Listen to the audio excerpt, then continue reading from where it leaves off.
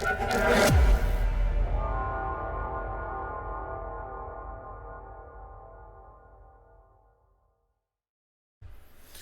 what's good, YouTube? I'm back with another reaction video, and we doing a complete compilation of Larry Bird's greatest stories told by NBA players and legends part 2. We in this part 2, man. I'm about to do part 3 and 4, man, so definitely look out for that in the playlist. That's definitely going to be up there in the playlist. But yeah, man, y'all know I keep it short and sweet. Let's get into it. Appreciate all love and support. Let's get it popping, man. Let's get it. Welcome to the complete collection of Larry Bird's greatest stories told by NBA players and legends, part 2.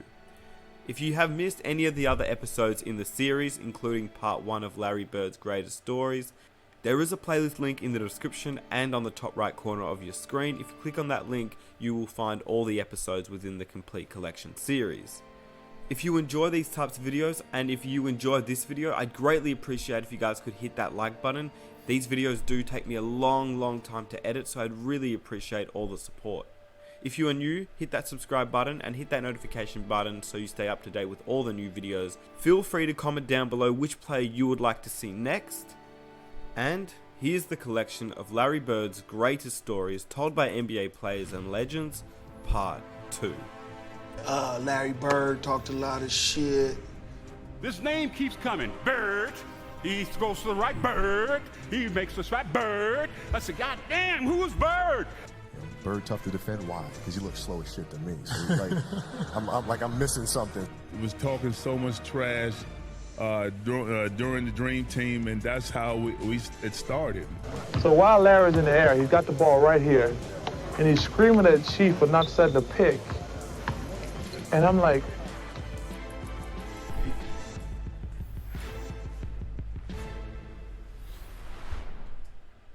Larry Bird talked a lot of shit.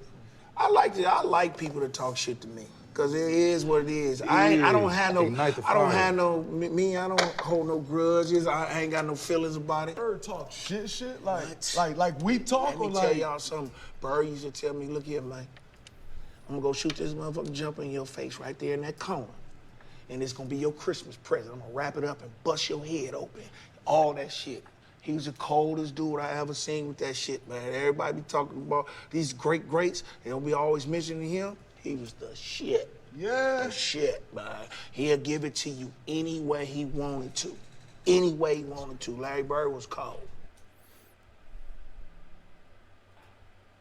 I never forget driving, and I'm listening to a game. It's New Mexico State playing Indiana State. Tonight, now stay tuned for Indiana State basketball with Bob Forbes live from Las Cruces, New Mexico. I don't really care about the game, but New Mexico State is right up the streets from El Paso, and I went to UTEP. And we're big rivalries, so I'm hoping that Indiana State will beat New Mexico State. And I'm listening to the radio, and I have no clue of the players on either team. All of a sudden, this name keeps coming. Bird. He goes to the right. Bird. He makes the strike. Bird. Bird finds the corner to Bird. Bird. Larry Bird with the ball. Larry Bird. I said, God damn, who is Bird? Bird. You know, here's Bird. And Bird this, and Bird. Oh, did you see the pass that Bird made? Bird has it, lost it, and throws it up close to Carl Nix on a breakaway, and he's got it. I can't see it, but I'm just trying to imagine it. And when the time I got to the end, I said, damn, that brother can play.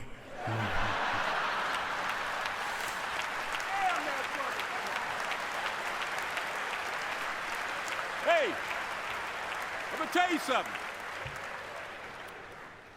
When I got the newspaper the next morning and saw Larry's picture, I said, damn.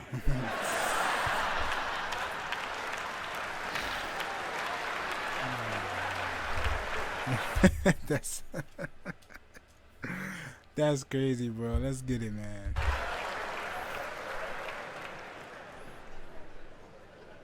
Woo! Larry, it wasn't you know, be honest with you. The young lady that said you were her favorite player?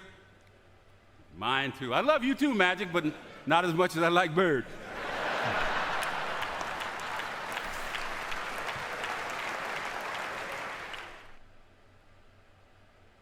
because I asked a lot of questions. You know, playing with Byron Scott, I asked him a lot of questions. Eddie Jones, who was great at chasing guards off the screens, and I didn't understand how to do that. I would sit with him before practice, after practice. Magic, James Worthy. Man, rest in peace to Kobe, man. Rest in peace to Kobe. Rest in peace to Kobe, man. Crazy. Burt Rambis, Kareem Abdul, all the Laker greats. I would always sit down and just ask them questions about certain games that I studied growing up. What actually happened there? What did you feel there? Why? You know, Bird tough to defend. Why? Because you look slow as shit to me. So like, I'm missing something. When I got a chance to actually play against him, he was bigger than I thought he was, and a lot more competitive than I had given him credit for at that time. Mm-hmm. I'm missing something. So like, tell me what I'm missing. You know what I mean? And so I would always ask questions and try to learn as much as I could. Well, he would never give up. He didn't want to quit. He was not a loser. Larry was going to do whatever it took in his power to get a win. That competitive nature, the work ethic. Whether it be the assist, the score, as you see right there, or the loose ball diving out of bounds for it, or that real tough, hard, aggressive word to his teammates. That's the leadership qualities that Larry provided for his ball club. And so I would always ask questions and try to learn as much as I could. Right? No? Oh, it's a different generation. You guys probably never even seen Larry Bird play, which is... Just how many have seen Larry Bird play? Hey, everybody's seen Larry Bird play. That's not a high enough percentage. We got some work to do. But yeah, see that, and that's why I was saying, like, I knew about Larry Bird, but I didn't like know so much that I learned now. That's what I'm saying. Like, it's crazy. Like, I knew about Larry Bird. Like, I grew up, you know, Allen Iverson type, you know, 2001 finals. Like, you know, like I grew up like around that time. Not grew up like, you know, it's gotten older like around that time, like AI and, you know, like stuff like that. Like, I knew about Larry Bird, but I didn't know about Larry Bird like I do now. Like, crazy. Like, I just kind of know it's Larry Bird's 3-point shooter, to be honest. But now that I learned all this other stuff and seeing that mixtape in the beginning, like, oh yeah, Larry Bird is it, man. He's definitely one of the greatest players. Crazy. Larry was a consummate professional because he would go out there and just play the game. And I think when you're the best that come out of that means that you're on the top. And Larry had always felt like that. I was one of the first ones to play Larry. And I'll tell you a quick story before I ask you the question was, I'm sitting there playing Larry my first game ever. And I was like everybody else. Larry comes on, I'm averaging 19 points a game before Larry gets on the team. So I'm in the arena. Larry comes into our practice facility. I give him the slow clap. Here he comes. Great white hope. White hope. I'm getting guarding this dude, man, from about 15 feet away. He knocks down the jump shot. Now I'm working him on the offensive end because, you know, he couldn't guard me or anybody else. And he just knocking down shots. I walked out of that practice that day, the first black person I could get to. I said, you know what? That fucking white guy can play. and that was it. These guys came in together in 81. There's Kevin, there's Larry, there's Robert. Dennis Johnson, Danny Ainge, they knew what each other could do. And what I did was said, okay, let's see what's happening out there. And you'd see Larry shooting a three-pointer, and then I called a timeout. Called a timeout, and he diagrammed the play. And they didn't count the three-pointer. So he's very upset with that, so I diagrammed the play. He says, heck with the play, Case. Give me the ball and tell all the rest of the guys to get out of the way. I said, shut up, Larry. I'm the coach here. Okay, all right. Then you should take the ball out and give it to Kevin, and you throw it to Larry, and everybody get the hell out of the way.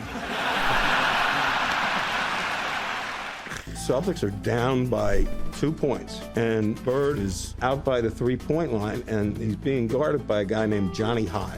And Johnny High is sort of backing away from Bird, and Bird said, hey, Johnny, you better come up and guard me a little closer. I'm just going to get the ball and shoot a three, and the game's over. You know, Larry not only tells me that, he walked by the bench and says, you know, typical Bird, he's just real slow. Yeah, I'm just fixing to bust a three on you guys and just go home. I'm tired of this. Fixing to bust a three on your guys and go home. And, you know, Johnny High sort of smiles and laughs about it. And I was supposed to cut off the high post and post up for a second and then go across and set a pick. Well, I came off the pick and I was wide open and I stood there waiting for the ball. I had a smaller guy to post up and Larry just waved me out of the way saying, "Get out of here, get out of the way." And then true to his word, in Phoenix, he goes down before the ball is thrown in, and he's standing right in front of the Phoenix bench, and he looks at all the guys on the bench and says, "I'm getting the ball, I'm going to put it in the hoop." And he says, "Watch my hand as I follow through." And so he breaks the play. And then the ball comes into Bird. He just turns around and shoots a perfect 3. And from that time, I learned to run Larry's play, not the coach's play. The ball is thrown into Kevin. Kevin gets to Larry. Larry fires it up, puts a hand in the air as he continues on to the dressing room. Now that's what you call arrogance.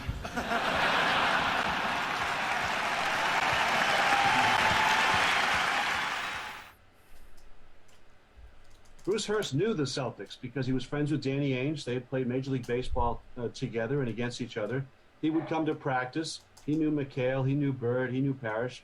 He says, those Celtics, they were so secure in their own greatness. There was none of this, who's getting more touches. They had fun. They had fun at practice, competing against each other. They knew how great they were. And this all comes out, you know, the kind of trash talking you're talking about with guys whistling. And actually, you know Mike Saunders, the trainer of the Knicks. Sure. Larry was banking threes at Madison Square Garden before a game because he was getting bored. He won the three-point thing 3 years in a row and started banking them. And banking three-pointers during warm-ups before a Knicks game, and the trainer said it was Saunders. He said, Saunders said, "You can't do that in a game." And Larry said, "If you give me $5, I will." And sure enough, they get way ahead of the Knicks. And then he banked one in at the end of a game and ran down by the bench with his palm out. Banks a 3, runs by the Knick bench with his greedy palm extended.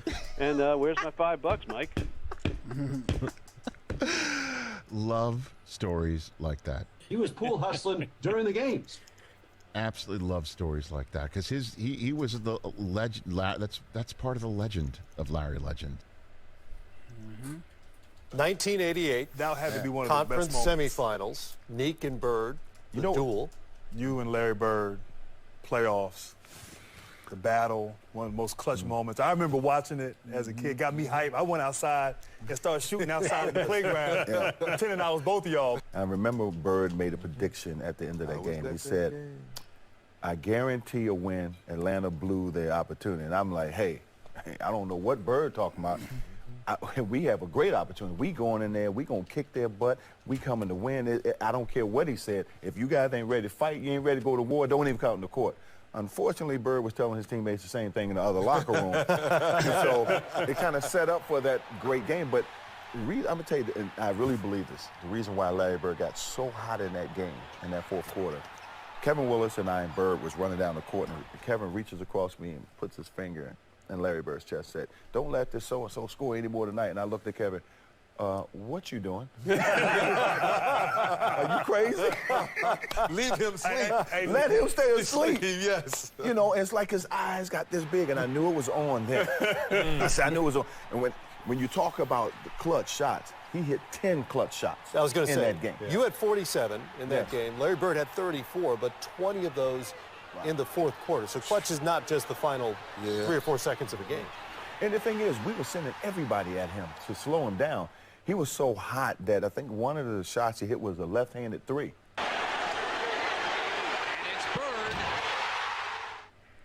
That's when you know a guy is in the zone. Yeah. Larry Bird hit more clutch shots, you know, in pressure situations. Lead to Bird off the fake, improves his... Bird cuts free, left hands between the two of them. It's Bird's turn. Bird snaps free. Comes up with the shin, gets it into Bird, and Wilkins is there. Bird comes free. Bird for the layup. Than any play. And told you about each and every one, right? Oh yeah. Oh yeah. He would call the spot. Yeah. You know, but he never called a spot against me. That's kind of disrespect. In this period, he has hit his last 6 field goals, and as far as Larry Bird is concerned, it's Detroit. Here we come. Smartest player you ever played with? With? With. Dennis Johnson. When DJ first come here, I didn't know how wanted to react because I didn't know how he was going to play. I knew he was a great player, but I didn't know if we'd be able to get along on the court. He seemed to be playing the game on a higher cerebral level, and nowhere was this more apparent than his on-court chemistry with Larry Bird. That's a set play off the backboard. What a beauty. Johnson bounces it to Bird. That was a set play. They were in sync when they played. Another great feed. Dennis Johnson to Larry Bird. I can't tell you the number of times when he and Larry would make eye contact. Larry's guy would have his head turned, and DJ would just throw that ball right by his defender's ear, and Larry would just catch it and lay it in before the guy knew what even happened. Smartest player you ever played With? with? Dennis Johnson. Best player you ever played with? Probably Dennis Johnson. DJ, I thought, was a guy I loved to play with. He thought the same way I did, and he's pretty good. These two had that unspoken communication on the floor, even down to one of the most famous plays in Celtic history, the Game 5 steal against the Pistons in '87, where Larry grabbed it, and DJ knew in an instant before anybody else on the floor what was happening, cut to the basket, winning lay-in from the left side.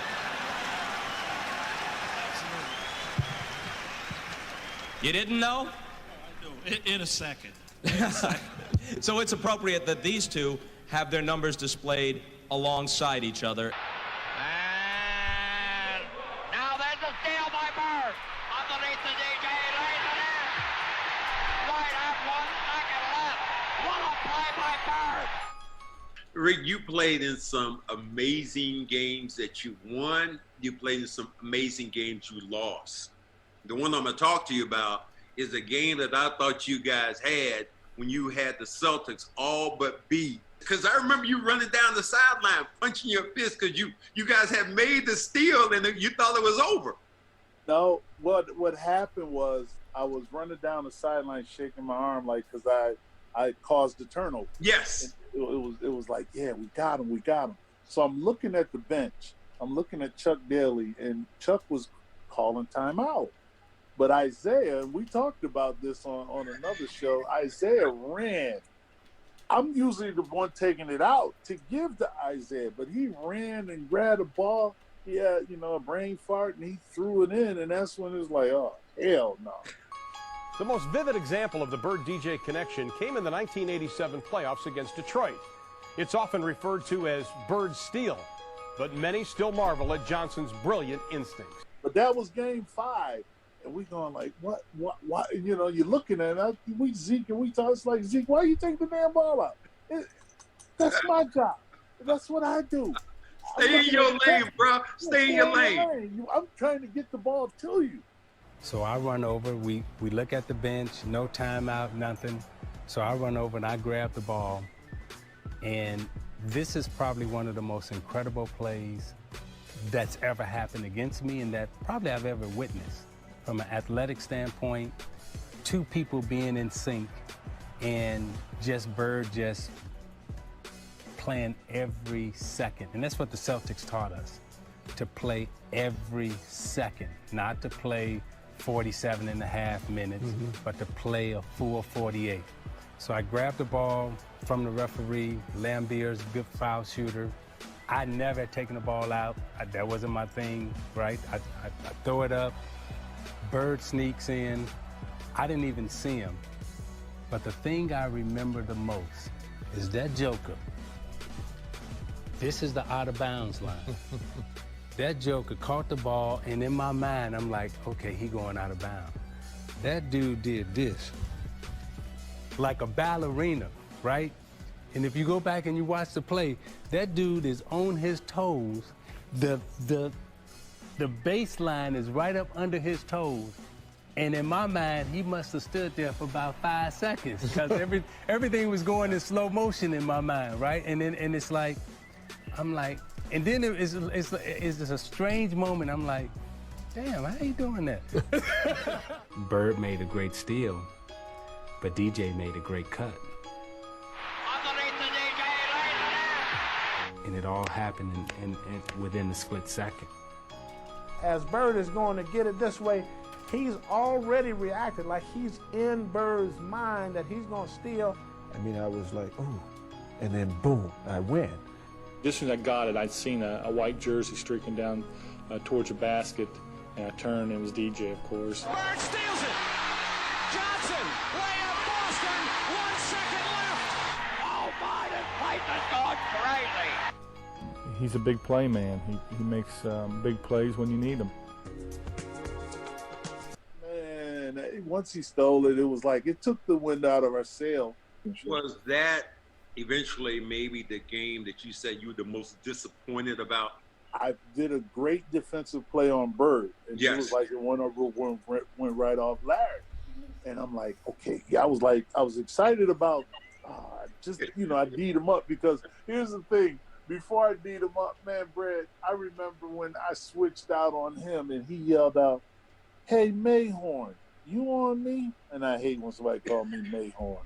That looking at me with that old shiftless shit grin, and Bird went like, "You on me? Clear." I said, "All right, okay." I said, "I'm gonna get you," and that right there made me going like, "Yeah, I finally got him," because he, you know, he's a bad boy. Yeah. I ain't never gonna disrespect him. So, you DJ coming down, right, with the ball. Oh, great DJ, that's good. So pass it to Larry, he's in that corner. So as you pass to Larry, my first job was to stop you first, right? Now I gotta go out and close Larry Bird out. So as I'm running out to Larry Bird, he's talking trash to me. I don't know why you running out here. Who says that in the middle of the game? He said, "I'm gonna wait till you get one step away from me and I'm gonna shoot it right in your face." No, true story. So I got one step away. He shoots it all net, 3-pointer, good. Then he turned to me and said, "You did all that running for nothing." Oh man, it's crazy. Larry uses picks probably better than any players ever played the game. And Larry was on the box, and Robert Parrish was coming down to set a pick on me. So Chief didn't throw a good pick. So while Larry's in the air, he's got the ball right here, and he's screaming at Chief for not setting a pick. And I'm like, you're screaming at a guy in the air for not setting a pick, and he makes the jumper. I'm like, I couldn't believe that. How did you develop a great friendship with Larry Bird? You know what? It was strange. It was ironic because I hated the Celtics growing up. And you played in Boston. I grew up in Boston. I didn't like the Celtics. I was a Sixers fan, and Larry and I got to be great friends during the Dream Team. And it's funny. He talked so much trash. I always talk trash. Talk trash on the phone, on the floor. It was talking so much trash during the Dream Team, and that's how it started. He's always talking trash to me, talking trash to the rest of the players. So I'm talking trash back to him. I think that story you talked about, X, I think that's one of the stories you got from me. The story about Xavier McDaniel, is that true where Larry, after a timeout, tells X what he's going to do? I get a charge when I tell someone on the opposing team that I'm going to hit the last second shot and then do it. That's what it's all about. Tie game, 13 seconds to play. Celtics basketball. During the timeout, I'm going through a play, and about that time, Larry steps in and says, "Coach, why don't you just give me the ball and tell everybody to get out of the way?" That's Larry. And when he wants the ball, he wants the ball. After the timeout, we walked back on the court, and then Xavier was guarding. So he tells Xavier, he says, "I'm getting the ball." I said, "I know I'm going to be waiting." And he said, "I'm going to get it right here. I'm going to shoot it right in your face." 10 seconds. 5, and Bird has the basketball. Look out. Larry Bird just phenomenal the way that And he came out when right about that exact spot and shot a shot right in my face. And, he was like, "I didn't mean to leave 2 seconds on the clock." He wanted to shoot it with 0 seconds on the clock. I walked back to the sideline like, damn. Yeah, Jackie McMullen tells that one really well, which is, I'm going to do this, I'm going to do this, I'm going to do this, and then he would do all those things. Oh, you might have got it from me, but he always talked trash. I remember he talked trash against us, talked trash with against everyone else. But the difference is he could back it up. He could back it up. I remember, like I was saying, growing up in Boston, people all used to always talking about that he can't jump, he can't do this, he can't do that. And, a lot of my friends was like that, So, I got to the league. I called all my friends back up. I said, all that trash that you were talking, you need to squash all that. This man is great. He can, whatever you were saying for a man who can't jump, he's demolishing everybody. So your guys are saying, how can you let this guy? Oh, he's doing it on everybody. Larry Bird, wide open. He scored in the third and fourth quarters. He can shoot right over the top of them. He does, and nails it. He's doing it on everybody. He's doing it on the best defensive players in the league. Yeah. I would write about Maxwell getting a bag of burgers from McDonald's. He'd send the equipment guy, Francis, over there to get the bag of burgers, and Max would eat in front of his locker. And people wouldn't do that today, I suppose, because the diet restrictions and all that. But I used to write about that, and Larry'd say, "Scoop, don't write about that. I eat just as bad as anybody in this team." He says, "I hate staying in shape. When my career's over, I will be the fattest fuck you've ever seen." He says, "Just look out below, because I'm done watching myself on this." And one time he had late in the career when he had the bad back, he had to miss about a month, and he came back, 7 or 10 pounds heavier. And he said, "I was eating wedding cakes every day." And we said, "What? Why would you eat a wedding cake?" He said, "Who's going to fuck up a wedding cake?" He said, so he ate wedding cake. And just the way his logic, when we were on the road, he'd say something like you or I would say if we were living that life. Like, it'd get back to the bus after practice at the LA Forum, whatever. He'd say, "Okay, we just got through shooting baskets. Let's get in our free bus and go back to our free hotel and eat some free food." He says, "Boy, this life in the NBA, if you don't like this, there's something wrong with you." And again, who among us wouldn't think that way? But none of them ever say something like that. And I really hope you guys enjoyed the video. If you did and you would like to see a part 3, let me know down below in the comment section. Please leave a like if you enjoyed, subscribe if you're new, hit that notification button, and I will see you guys in the next video. Here are 2 videos that you might enjoy. Oh man, that was so good. Part 2, man. I'm ready for part 3 and 4. I got it ready, so it's definitely gonna be in the works, man.